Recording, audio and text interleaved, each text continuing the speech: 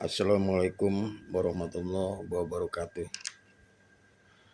Abi Olid mau berbicara tentang program Badan Gizi Nasional. Banyak sekali Abi Olid monitor di media sosial. Banyaknya informasi-informasi pro dan kontra dengan adanya Badan Gizi Nasional. Perlu diketahui, Abi Olid sangat berterima kasih adanya Badan Gizi Nasional. Mohon Badan Gizi Nasional terus berjalan sampai 2045 karena banyak sekali manfaat untuk rakyat Indonesia. Bila mana adanya suatu masalah yang dilihat mundur, bila mana adanya diduga kasus korupsi, agar dibenahi yang masalah-masalah terkena kasus korupsi. Ibarat tikus, jangan kita bakar sawahnya. Dan juga saya mohon kepada pejabat BGN, jangan banyak pencitraan di lapangan. Bila mana ada suatu masalah yang sifatnya kotor, harus tolak ukurnya kepada 3 petugas yang dari BGN untuk disentil. Artinya kotor itu 3 petugas itu tidak bekerja maksimal. Jadi jangan menyalahkan daripada masyarakat yang telah membantu pemerintah di dalam investasi dapur. Dan perlu diketahui, Badan Gizi Nasional itu sangat diperlukan karena dari kemerdekaan kita baru mulai sekarang. Dan sangat terasa manfaatnya kepada masyarakat daerah untuk membangun ekonomi. Dan juga saya mohon kepada pejabat di dalam menyampaikan berita di Mensos, selalu berkata yang tidak rinci, selalu sepotong-sepotong, sehingga penangkapan daripada masyarakat terkesan tidak elok.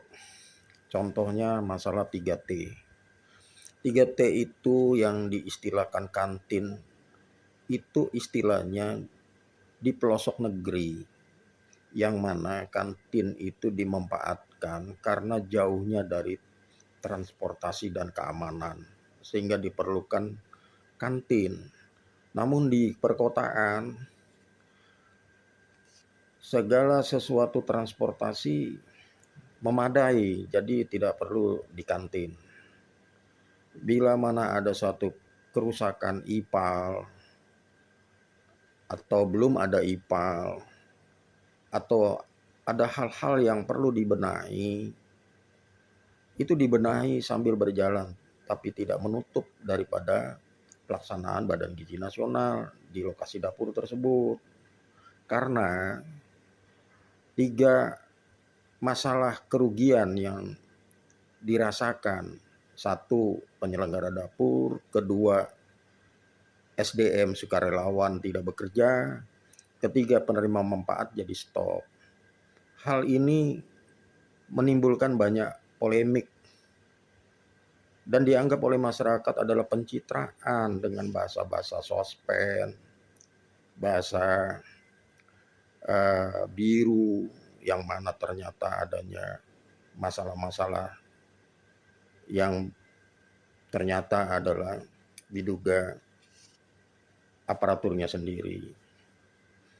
Kami menghimbau agar tidak terjadinya konflik kepentingan. Mohon partai politik, mohon pejabat pemerintah, baik itu pejabat BGN atau pejabat instansi lain yang berkaitan dengan tentang Badan Gizi Nasional, jangan masuk mengelola dapur. Hal itu akan bertabrakan dengan suatu kepentingan dan kebijakan yang akhirnya diduga bisa korupsi. Mohon juga kepada pejabat DPR, baik pusat maupun daerah, jangan juga ikut membuka dapur, dan juga jangan juga memotori bahwa penyelenggara dapur harus di stop. Perlu diketahui, ini anggaran itu sudah dimasukkan dalam APBN. Artinya di sana sudah tersalurnya pajak masyarakat yang mana disalurkan kembali kepada Badan Gizi Nasional. Jadi tidak perlu lagi kita meragukan. Yang kita benarkan adalah struktur. Jangan terlibat lagi pejabat PNS masuk ke urusan pembukaan dapur. Tapi kalau monitoring, silakan. Baik itu pimpinan BGN, pimpinan daerah, termasuk gubernur, bupati, camat, TNI, Polri, silakan monitoring, menjaga keamanan. Tapi bukan membuka dapur. Kalau membuka dapur, nantinya jadi saling iri antar PNS. Akhirnya saling meminta jabatan, saling mencari berbisnis dan lain-lain. Akhirnya timbul polemik korupsi.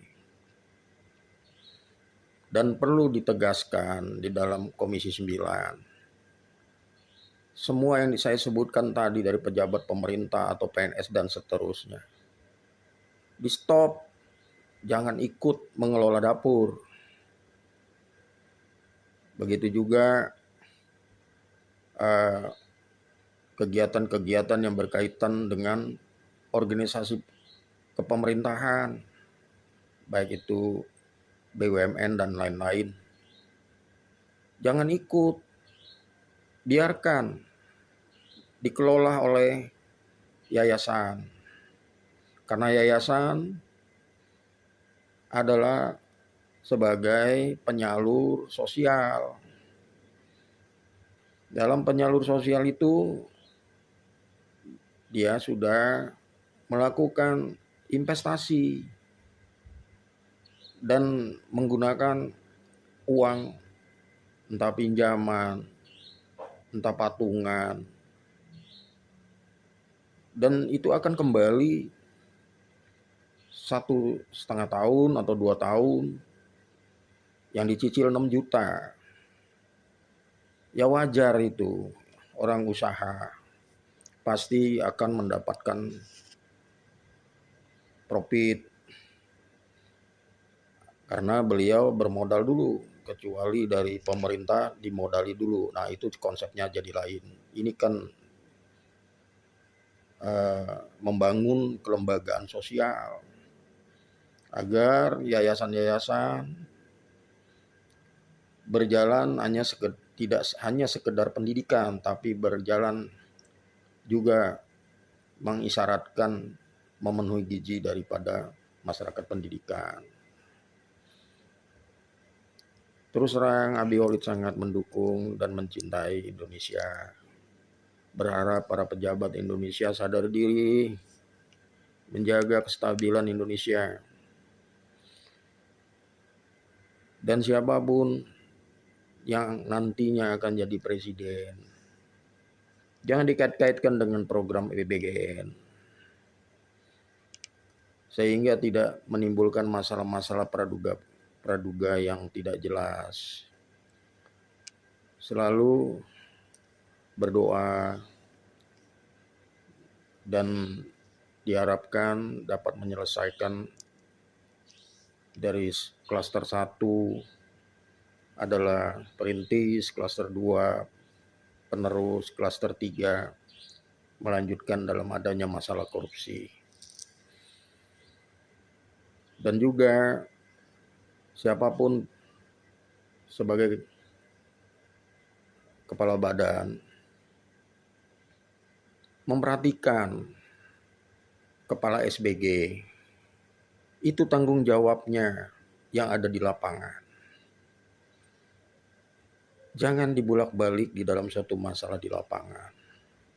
Tegur dulu kepala SPG yang dikirim dari BGN. Apakah 3 orang ini sudah menjalankan disiplin, menjalankan peraturan, apakah sudah menjalankan prosedur apa yang dilihat di dalam satu aturan SOP-nya. Diberikan tugas-tugas rinci, sehingga tidak ada sidak-sidak yang sifatnya TikTok, yang sifatnya mencari pencitraan, lebay. Yang namanya membangun ekonomi, yang namanya sosial kemanusiaan, itu tanpa batas, jangan diblok-blok. Agar masyarakat mencintai, agar masyarakat lebih memberikan perjuangannya untuk Indonesia. Jangan segelintir orang sebagai pejabat merusak Indonesia dengan pencitraan-pencitraan dan berkelompok-kelompok. Dimohon mundurlah para pejabat, jangan mengelola dapur. Cukup mengelola perizinan, mengelola petunjuk teknis, mengelola apa yang menjadikan pengawasan, mengelola apa yang menjadikan kemajuan gigi ke depan, bagaimana portal-portalnya tidak saling sikut menyikut. Begitu saudaraku. Semoga apa yang saya sampaikan ini tidak berpihak kepada siapapun, tetapi berharap masyarakat Indonesia tidak senang bila mana pejabat selalu banyak tampil di TikTok dengan alasan-alasan tertentu, dengan seolah-olah sidak. Itu internal saja, panggil ke kepala SPPG-nya bila mana ada masalah-masalah. Jangan juga pimpinan-pimpinan BGN ngumpet. Kalau ngumpet jangan jadi pimpinan, artinya setiap laporan harus dihadapi dengan hati yang baik, memecahkan masalah dengan bijak, jarangi dengan istilah-istilah di lapangan, pencitraan-pencitraan. Perbaiki sambil berjalan, jadi tidak ada gejolak. Dan saya juga mohon kepada masyarakat Indonesia, bantu dan dukung, jangan dibuat polemik, agar mendapatkan manfaat di keluarga masing-masing. Ini baru tingkat 1 penerima manfaat, yaitu anak-anak sekolah dan ibu hamil. Insya Allah ditingkatkan menjadi keluarga menerima manfaat. Jadi kita dukung program ini dengan baik. Benahi manajemen, benahi akhlak. Janganlah di lapangan survei-survei hanya untuk mencela orang-orang yang sedang bekerja melalui TikTok. Malu kita di luar, orang-orang luar negeri menonton, investasi kita jadi dianggap tidak benar. Mereka membantu pemerintah, entah pinjam uang, entah saling sokongan, itu untuk mendukung pemerintah. Jadi jangan bicara lagi tentang membantu MBG, udah dibantu